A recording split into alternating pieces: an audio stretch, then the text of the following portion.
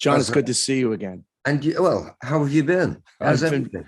I've been very well. I've been very well. I can't tell you how many times I play New York City Girl and Oh, St. Patrick's Day, God. especially as we get closer to March. But New York City Girl, because I lived in the Bronx. I know we're getting off target That's here. okay. Love I it. lived in the Bronx for many years, and I was on the D train. I can't tell you how many hundreds of times looking for that angel. I Oh, never found her. I found her out oh, here in New Jersey. well, yeah. No, well, that's cool. I mean, that's a story song, and Yeah. as I would like to think that I grew into writing story songs, but I didn't. Since the babies, I was thinking yesterday about Run to Mexico. And that was like a song about actually killing somebody and like Thelma and Louise, it's like driving straight to the border and getting away. So I was writing those kind of songs all my life. But I wrote that with Glenn Burtnick. Yeah, sure. I've known Glenn for years. Great guy, huge talent. Somebody I could go toe to toe with songwriting and really get something bigger than both of us. It was like a real pleasure working with him. And yeah, I'm really jazzed that you like it. I think it's great. It's 105.5 WDHA here on All Mixed Up. He has long been one of my favorite singer-songwriters. John Waite, good morning and welcome back to WDHA. Oh, it's great to see you. How are you? Very well. I've been watching the new documentary, the new film, John Waite the Hard Way. It comes out December 6th. It'll be on all of the streaming like Apple TV, Amazon, Roku, Google, Chromecast, as well as DVD and Blu-ray. And a couple of things came about into mind at the very, very beginning. You talk about how there's a society of people that are reaching for something great. And then there's the record business.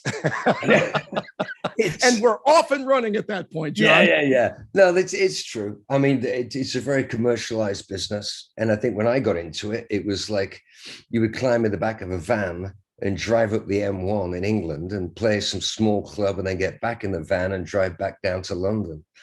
And that kind of romance is gone. I think now, if you're successful, you are up against this huge machine of commerciality, and it's great. I mean, there's some of the talent is really interesting, and the music is of a very high level. But I take a lot of U-turns or left turns. A couple of years ago, I made an album called Wooden Heart.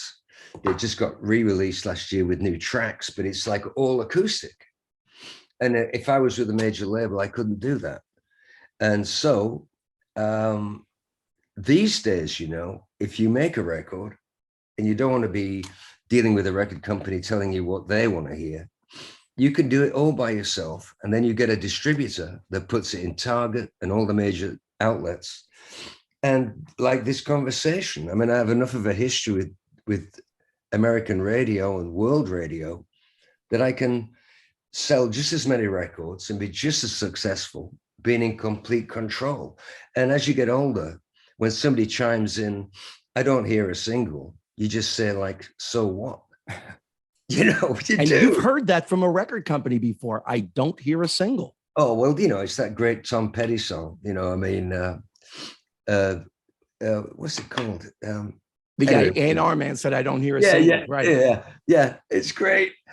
A rebel without a clue. And, it's so true. I mean, when I was in the babies, my writing was on such a high level, I think, for a young guy, that I was just writing all these really strong songs that are still popular today that I wrote by myself. And then you go to the record company and they're like twiddling a bobblehead doll, and they're like looking out the window and wondering what they're going to have for lunch. And they're not interested. They're not the businessmen. It's great, but, it isn't what I do. So I kind of gone my own way. As I was watching the documentary, John Waite the Hard Way, there were three songs that came to mind, not yours, but the lyrics to three songs came to mind. One was the Eagles, and the lyric, what can you do when your dreams come true and it's not quite like you planned? And you've had that, I think, happen twice. The Babies had some success. You're on the road. You've got some radio airplay. You're on TV, but it wasn't exactly what you were looking for. And then you have that huge, huge moment with Missing You. And Yeah. again, it's not quite what you thought it would be. No, I don't think fame is. I think, you know, when you become famous, like number one famous, like Missing You, When I See You Smile, all that stuff, and the baby songs that we, I mean, it's isolating, you know, everything doesn't look quite the same because everybody's looking at you. You walk down the street and instead of people like looking at the pavement or talking to the person they're with, they're looking at you.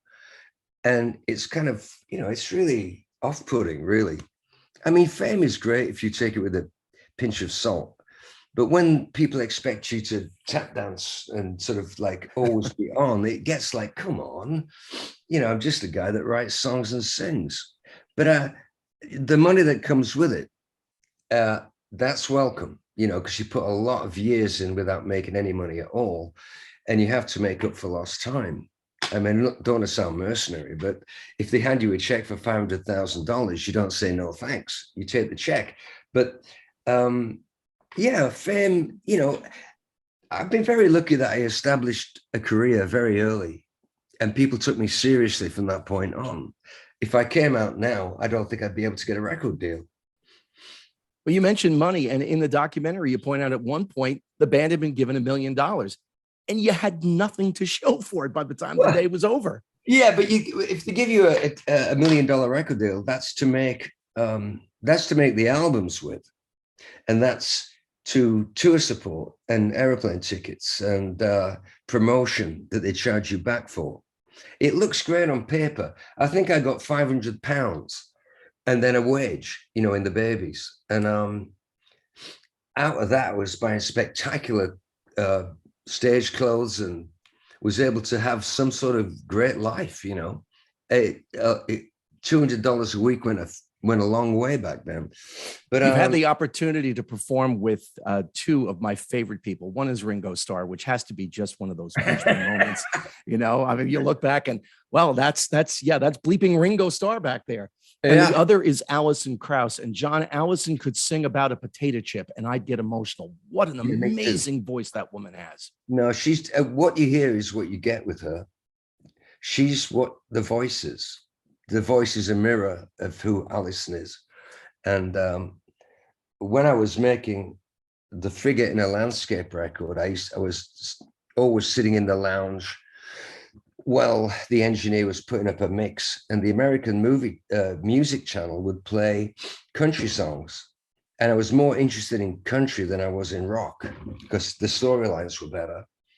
And Alison came on with New Favorite. It got to the point where I would be leaving the mix to go and watch the American music channel because I wanted to catch Alison singing. And so when the chance came up to sing with her, it was like royalty. You know, you're dealing with somebody that's the real thing. Well, the film, again, called John Waite the Hard Way, comes out on December 6th. They'll be able to find it on streaming as well as DVD and Blu-ray. John, it's been great catching up with you. Oh, it's nice to see you again. A fan for years of your music, as you know, and you're always welcome to come on here at WDHA.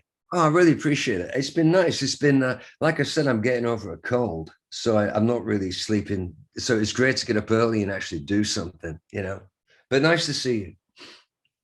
John, thank you very much. This is wonderful. God bless you. All right. Hey, Jim, real quick, just want to let you know, I left the D train to go to the 6th line and I'm still looking for her. Hey, we could make a trio. All right, John, all the best. All the best. Thanks.